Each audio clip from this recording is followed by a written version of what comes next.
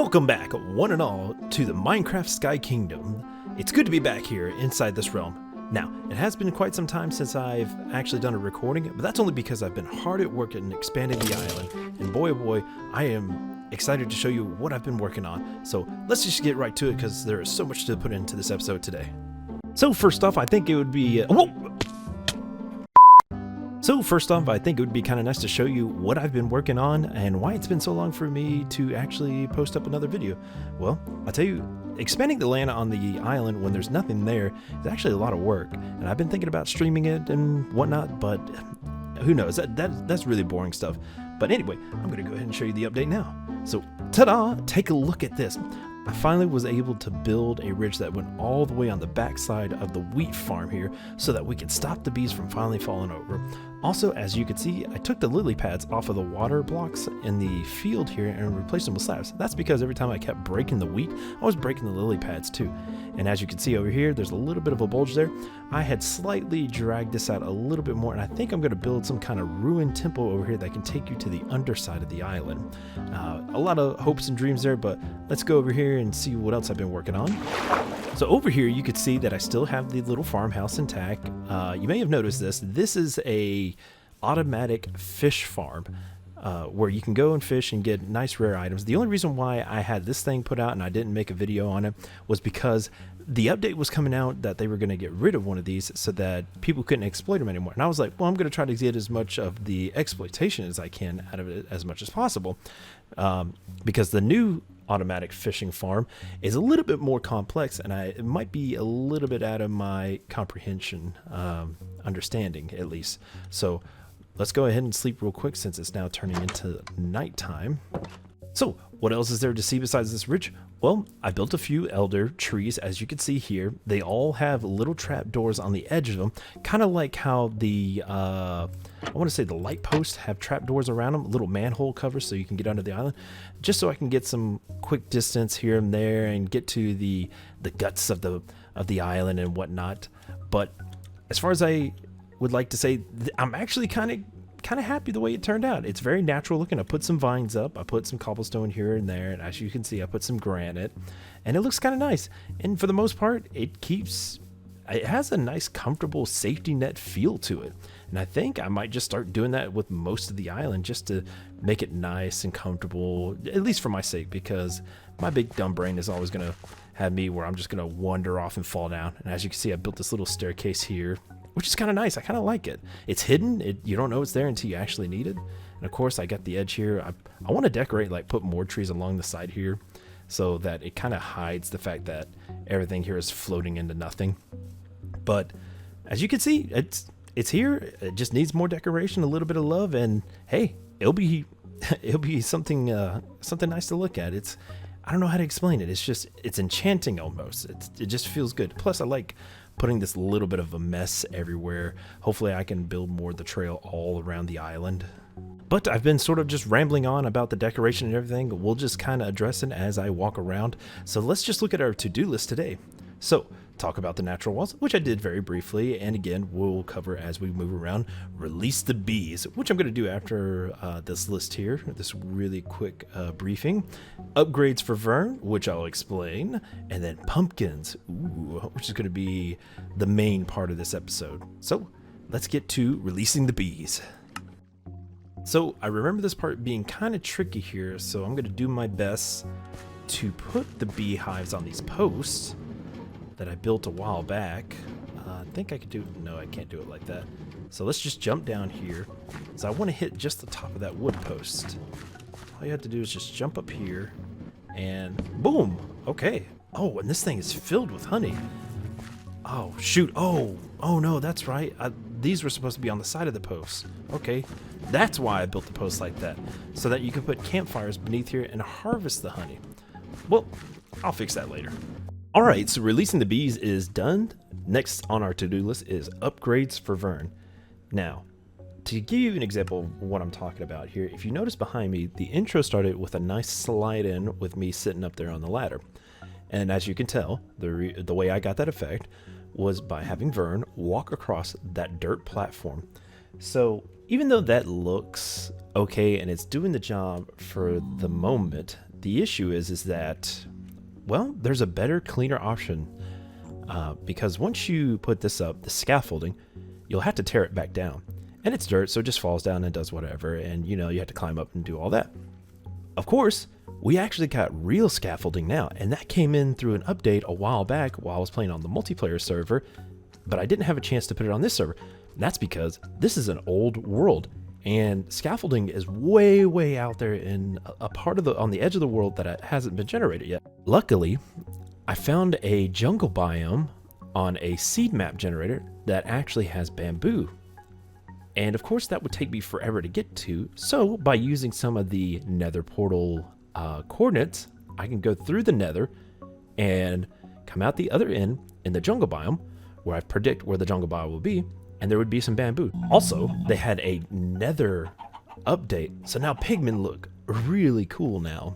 I mean, they look kind of cool before, but this is kind of like, if you're not an old Minecraft player, this is similar to what the villagers were going to originally look like. They were going to look like pigmen. Of course, this is a zombie pigman, so he looks a little funky.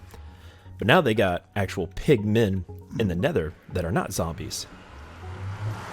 And that's the type of look that they originally were going to go with, is that they were going to be pig people. And then they switched over to the villagers, which is also, gosh, I can't remember the old name for them.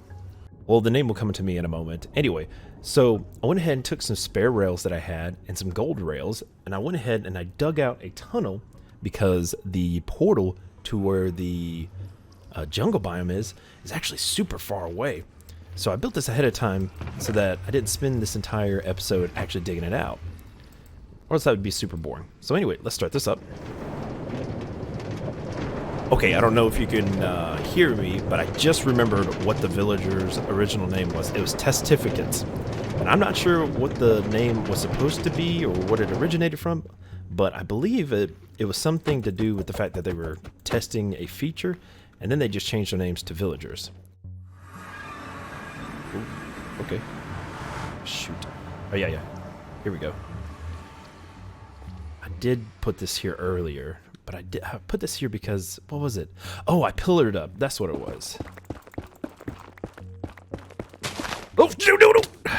Gosh almighty. I'm a dummy. Jeez. Okay. So I did some light scouting here earlier, but only because I wanted to clear out a little bit. And I remember... Ooh, what was that? That was a weird noise. All right.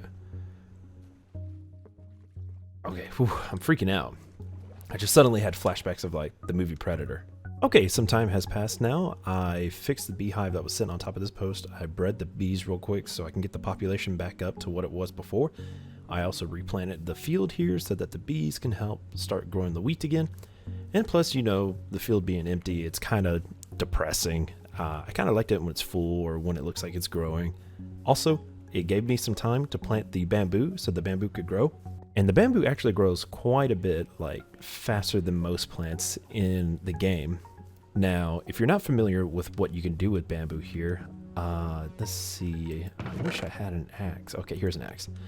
So basically, all you gotta do is just cut from the bottom here. The bamboo will grow back. Plus, if you leave this little stump here, it will grow back on its own. So you don't really have to worry about it. But just like real life, bamboo grows back really quickly. And also, the reason why I want bamboo for said upgrades for Vern is because the cool thing that you can do with these, I believe that the pattern that you can do with this is it's like a ladder maybe, but basically you take your string, which I have an abundance of. Ooh, okay, no, I think it might be this, or is it this? Okay, there we go. And when you make these, you get scaffolding. Now, with the dirt, you had a nerd pull up, which is basically taking a block, jumping up, and putting it under your feet. And that was cool back in the day, and it's okay. But when you start building and you're getting serious, and you have nerd poles everywhere, it's kind of annoying. And plus, it's a lot of work to clean up. But this is the cool thing about scaffolding. If you just click on the side of the scaffolding with scaffolding in hand, it pillars up by itself. Now, when it goes straight up, it can go all the way up to the sky block, providing that you actually have enough material to put that. But check this out. So all you have to do is get in the center of it, because you can walk through it unlike the dirt block, and you just hold down space and you climb up it. So now we're at the very top.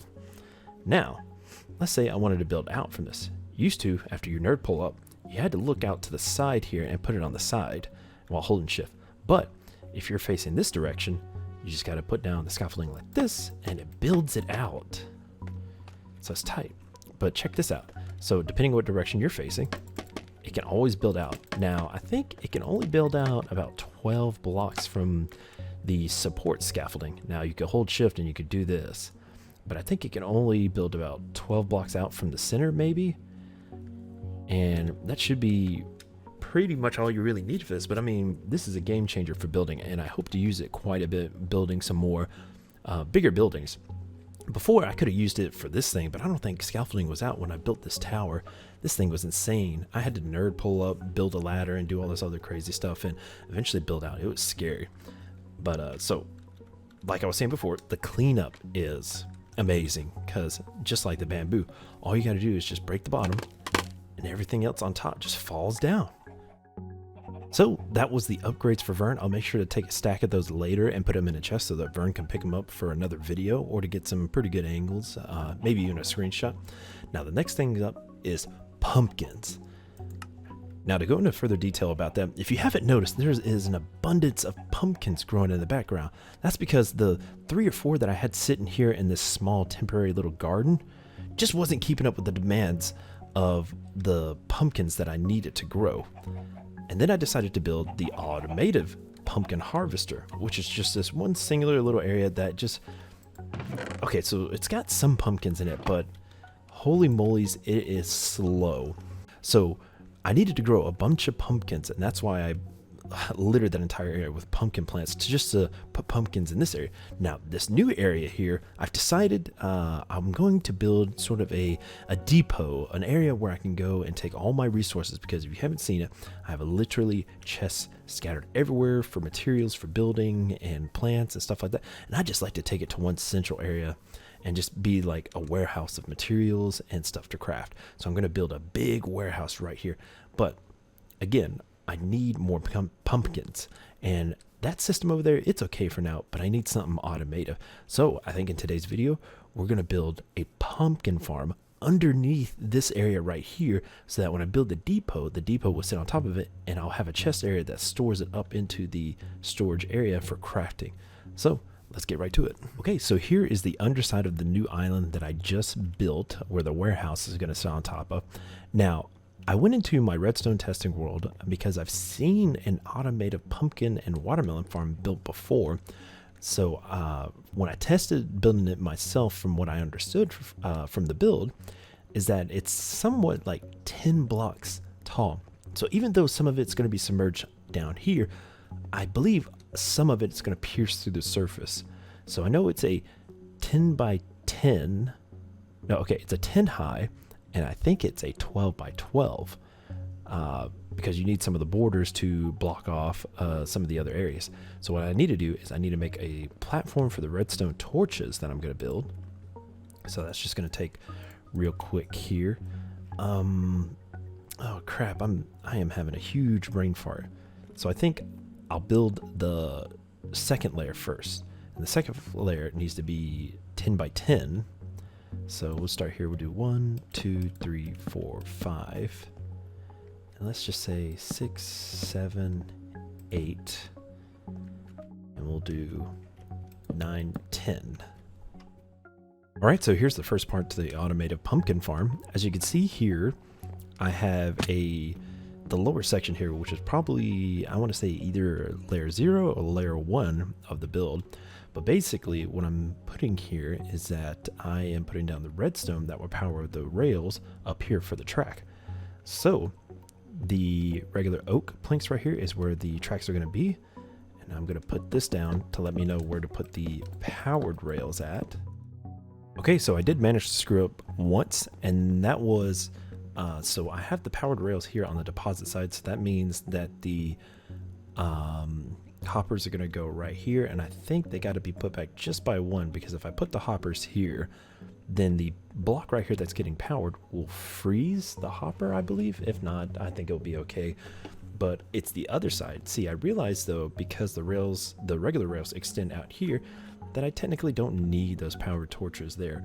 But I'm going to leave them anyway, just for the heck of it. I know that's probably going to be frustrating, but it won't affect the actual functionality of this. The cart should still have just enough power to make its full cycle before coming through the deposit end. So I'll push those further back just one more, and then I'll get the hoppers, the chest that's going to be holding it for just for the moment for testing. And then I think the next part would actually be the dirt and the water. All right, I'll go jump into that. Okay, so another update on what we've been working on here. So I finally put the layer of dirt here. I put water on the outside here, and I put wood on the side here to keep the water from overflowing. I went ahead and did the checkerboard pattern so that when the plants are fully grown, they have 4 directions that they can pick from. It would be, what is the word I'm looking for? I mean, it would be cut down if other things are growing there. But for the most part, when I put the observers and the sundials and all those sun detectors, light detectors, I guess that's what it is in Minecraft, it will crush them so it won't get full or anything like that. But as you can see here, I got this 4 space here where the water doesn't actually reach it. So the 2 areas that are tilled, I went ahead and just put plants down because the ground will stay tilled as long as there's a plant growing there. Now, if you can look under here, you can see that it's a little dark under there, but because there are rails, nothing will spawn in there.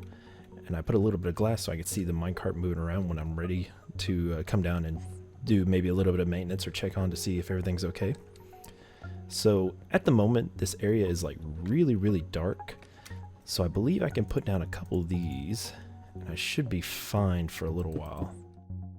Okay, I'm back. So I think what I did was I actually built another layer right here is what I did. Yeah, I think that's what I did. I ended up doing that. So I just got to fill that in and then I can put the pistons down. Okay, so the pistons are in the checkered pattern. I was managed to get inside and put them down very carefully after putting down the top of the roof. That's where the redstone's going to sit.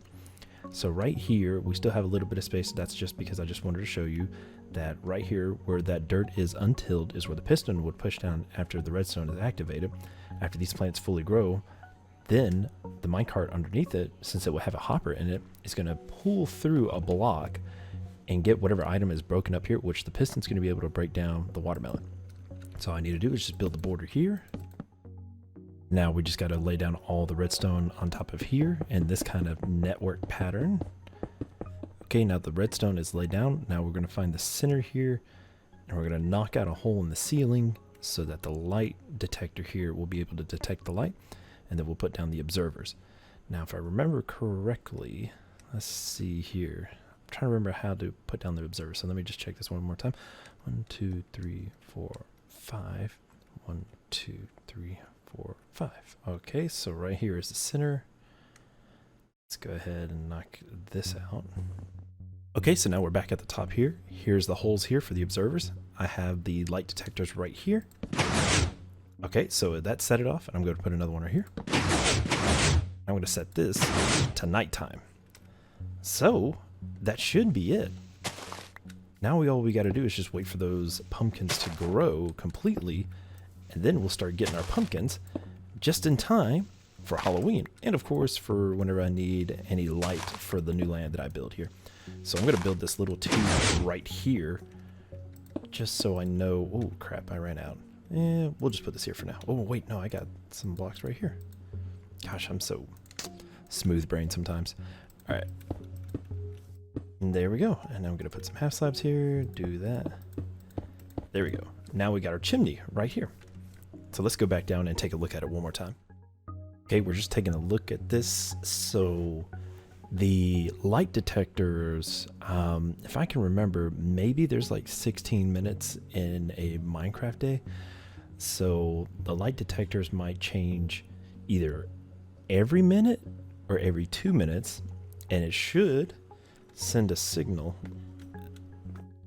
through the light detector, through the observer, which is going to send a quick pulse signal down to this network of redstone, which the redstone is going to power these blocks, and on the other side of the blocks is the pistons. So let me just get down just a little bit lower, and maybe we'll see a change here in a moment.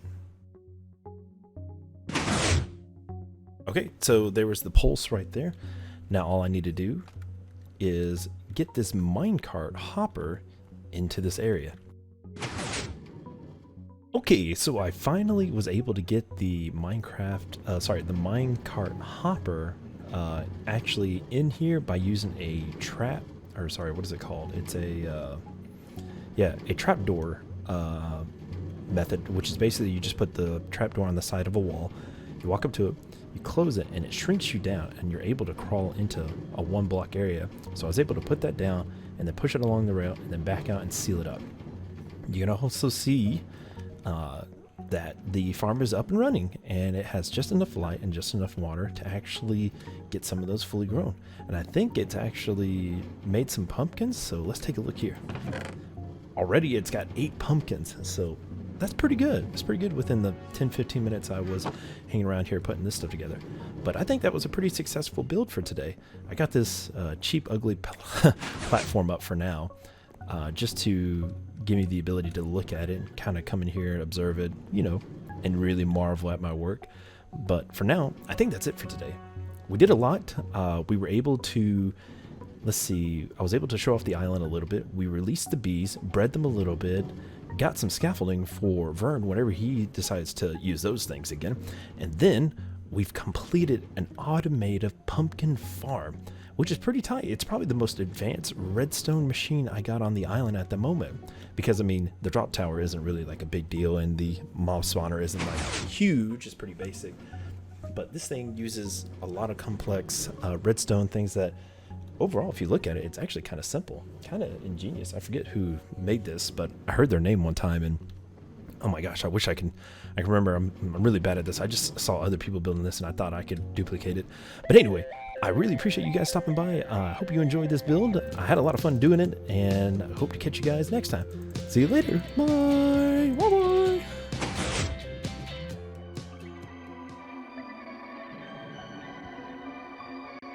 Hey guys, if you really like that video, please like and subscribe for more videos. Also, it is October, so it's one of my favorite events of the year, 31 days of horror games. Each day I'll be streaming a new horror game on twitch.tv/Cage26. I'll see you there.